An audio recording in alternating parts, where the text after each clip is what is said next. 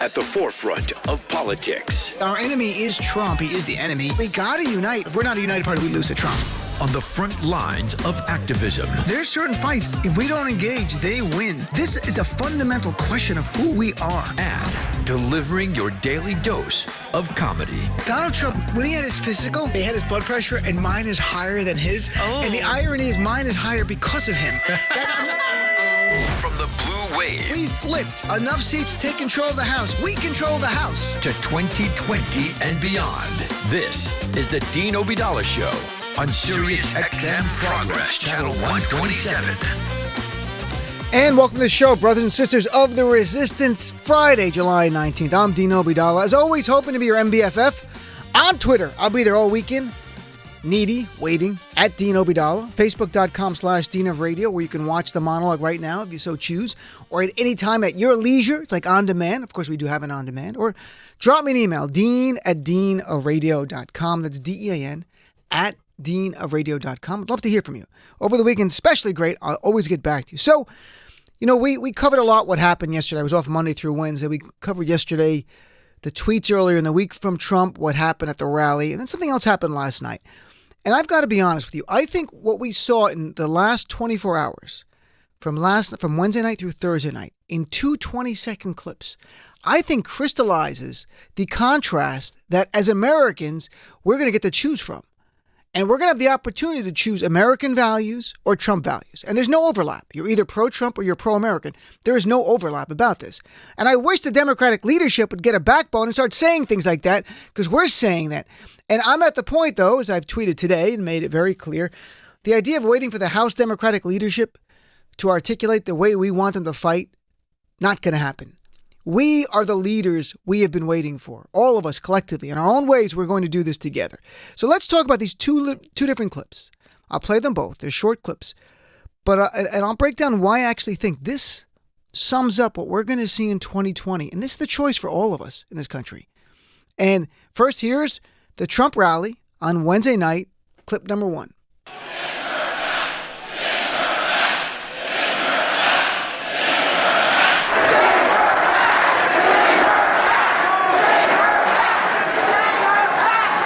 That was the 13-second clip as Donald Trump stood back and enjoyed it as his crowd was chanting what he had been tweeting all week. He got what he wanted.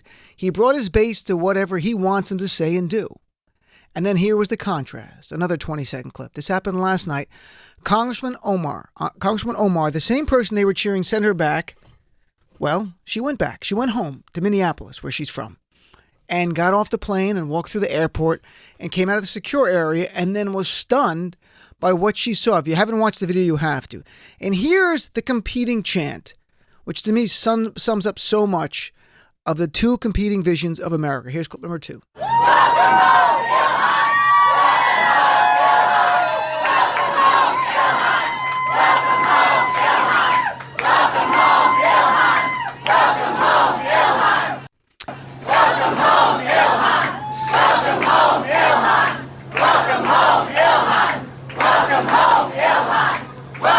So there you've got on one hand, send her back, and then you have on the other hand, welcome home. It could not be more clear. It's remarkable how this is a microcosm of what we're going to see. Do you want Donald Trump, a man who says black women should go back to Africa, brown people should go back to their countries even though they were born here, for daring to disagree with him? And that if you disagree with Donald Trump, you hate America. That's what Trump's trying to do, saying if you disagree with him, you hate America. Or do you want a nation that welcomes, embraces, and celebrates our diversity in all different ways? It could not be more clear. This is going to be the clearest election we're going to have in my lifetime between these two competing visions. And so let's unpack a little bit more what happened in the last 24 hours. So we had that Wednesday night chant. We all heard it, send her back. Yesterday, Donald Trump got pushback from some Republicans who were stunned by what had happened.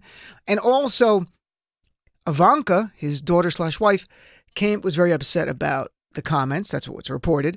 And so Donald Trump has a little meeting in the Oval Office and tries to say he didn't like what they were saying. Let's hear just one of his BS answers from here. Here's clip number 3, please.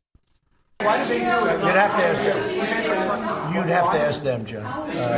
What I would suggest I was not happy with it, but what I would suggest, you go there, go to North Carolina, and you ask the people why did they say that. But that's what they said. That's what they stop did. them if they try to do it again. Well, I didn't like that they did it, and I started speaking very quickly. I could have stood back. Excuse me. Well, really, if you would have heard, there was a tremendous amount of noise and action and everything else. I started very quickly, and I think you know that. Well, I know maybe you're giving me too much credit. You're used to giving me too much credit. Thank you, everybody. He didn't interrupt. He waited 13 seconds so they stopped chanting. But he was trying to play this game yesterday. He was trying to walk it back saying, hey, even I know chanting sent a black woman back to Africa is wrong. Even I, Donald Trump, the racist in chief. But that's not what he really felt. We know that. Donald Trump loved that moment. It was the greatest moment of his life. He has already gotten to the point where he can say whatever he wants, tweets what he wants, and his base not only loves it, they repeat it. And for a demagogue like Trump, for a fascist in waiting, for a authoritarian, this is the dream come true. But then no one bought Donald Trump saying, I stopped right away, and because 13 seconds went by and he did not speak again till they stopped chanting, send her back. Donald Trump's certainly not a timid or bashful guy. If he didn't like what they were saying, he would have said it to them. He didn't. Everyone called him out. MS, CNN, and everything. And then this morning, Chris Wallace on Fox News. I think this changed the game. So here's Chris Wallace this morning on Fox News saying how this was horrible. Here's clip number 4. The president took it into a very different turn this week when he started saying that 4 American citizens, duly elected members of Congress, 3 of the 4 born in this country, should go back to the countries that they came from. And then at that rally on Wednesday, presided over a crowd that said, send her back to about Omar for 13 full seconds before he started talking again. And he only started talking after the chant ended, and then posted a tweet that night, which is on the front page of the New York Times today, a tweet talking about how great the crowd is. Never said anything about disagreeing with the chant until he was told by Republican leaders and reportedly by his daughter Ivanka to pull back. So there's Chris Wallace decimating Donald Trump on that. So Trump this afternoon walked back the walk back, making it very clear that we all knew that Trump loved that. Trump, this is a great moment. This is a guy who called for a total complete shutdown of Muslims. This is a guy who calls black people low IQ and dumb and unintelligent. This is a man who's by policy has discriminated against the LGBT community, especially the transgender Americans, on various ways. This is a bigot. This is a racist. That's who he is. So for him to pretend, why pretend? Your poll numbers went up. Trump even bragged about it, that his poll numbers went up among Republicans since he did this racist garbage. They love this. So today, he walked it back. Here he is saying the people in North Carolina were the real patriots. Here's clip number 5. I'm unhappy with the fact that a congresswoman, in this case, a different congresswoman, can call our country and our people garbage. That's what I'm unhappy with. Those people in North Carolina, that stadium was packed. It was a record crowd, and I could have filled it 10 times, as you know. Those are incredible people. Those are incredible patriots. But I'm unhappy when a congresswoman goes and said, I'm going to be the president's nightmare. She's going to be the president's nightmare. She's lucky to be where she is, let me tell you. And the things that she has said are a disgrace to our country. Thank you very much, everybody. And by the way, today, Donald Trump over and over tweeted that Representative Omar and the other women hate America, that Democrats hate America. And why? Why do we hate America? Because we criticize Donald Trump. That's what he's saying. He literally is explaining it like that. In reality, none of us hate America. We don't criticize Trump because we hate America. We criticize Trump because we love America. We love America so much. We see Donald Trump is inconsistent with every value of this nation. That's why we speak up against Donald Trump. It's not hate. It is love for this country. Something Trump will never have. Trump, and I'll put it this way. Trump's like the people in North Carolina were patriots. I don't know if they are or not. I know Trump isn't. I will tell you this.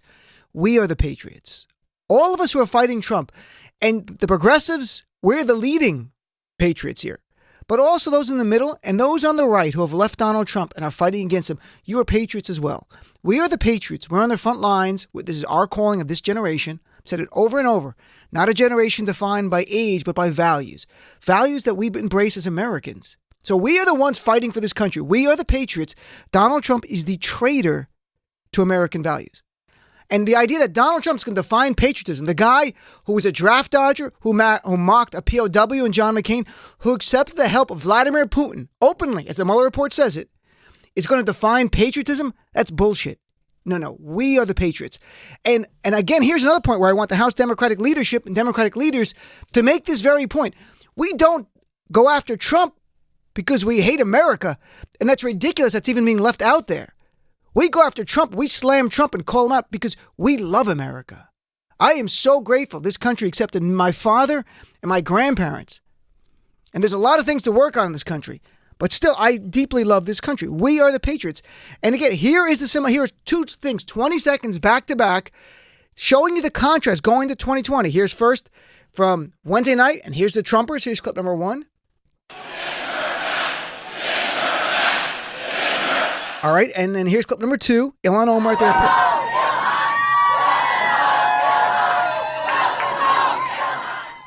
Which side do you want to be on? It's very simple. If you're a Trumper, you're listening, you know the side you want to be on. You want to be there with white people cheering, but black and brown people send her back.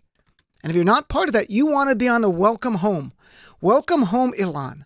Welcome home, minorities. Welcome home, people of different sexual orientations. Welcome home. You're embraced. This is your home. Be proud. We love you. And, and after the clip of Ilhan, and I shared the clip of Ilhan Omar at the airport, and it was very emotional for people.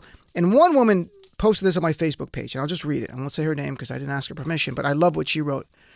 She looked at the video of Ilhan and people chanting, "Welcome home," and she wrote, "When I'm feeling at my lowest with all that is going on in our country and the vile administration, this example of outpouring of support for Ilhan makes my heart sing and gives a flutter of hope that our country will stand through this awful stain in history.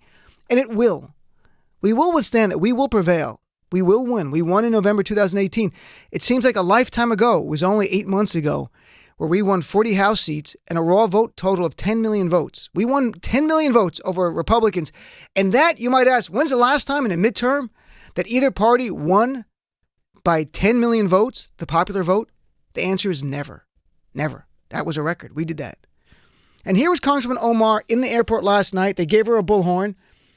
And for some reason, it conjured up George W. Bush at 9/11 on Ground Zero, getting a bullhorn and talking from the heart. And that was probably one of his greatest moments, George W. Bush. That moment that was off the cuff, he did a great job.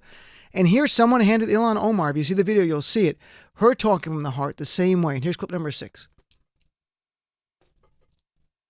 Nightmare while you're watching it now. Because his nightmare is seeing a Somali immigrant refugee rise to Congress. His nightmare is seeing the beautiful mosaic fabric of our country welcome someone like me as their member of Congress home to Minnesota.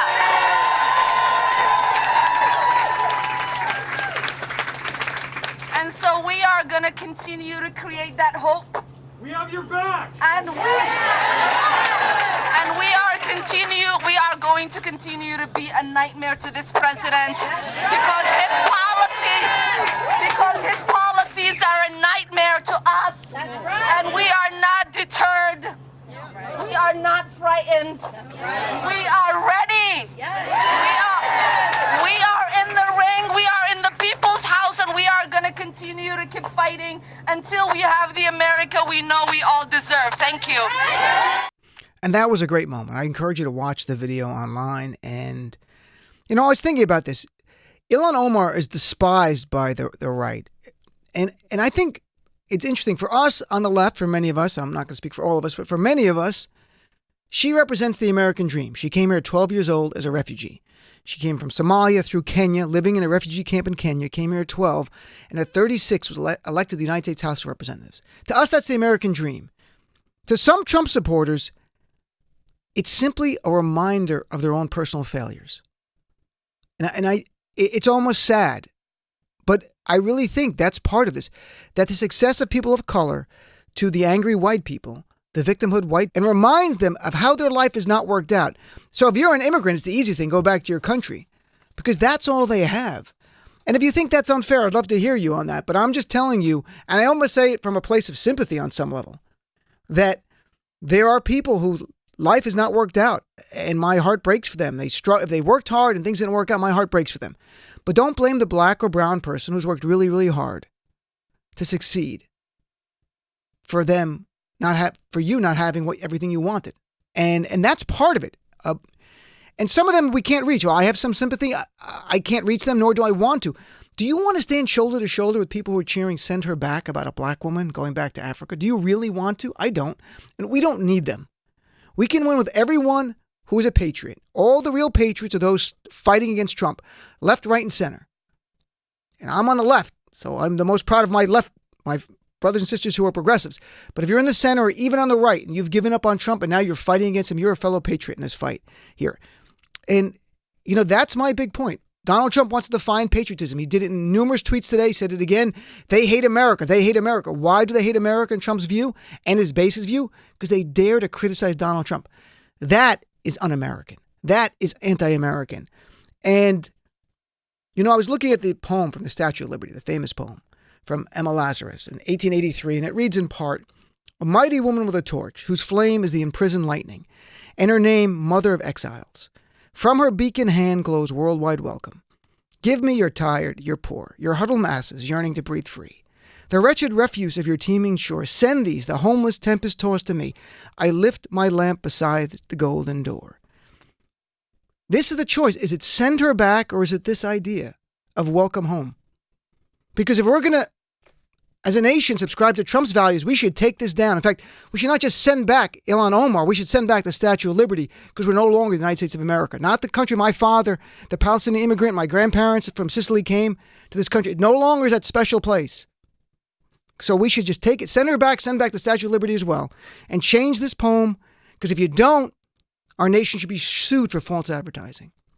And that's where we stand today. Your choice, send her back or welcome home.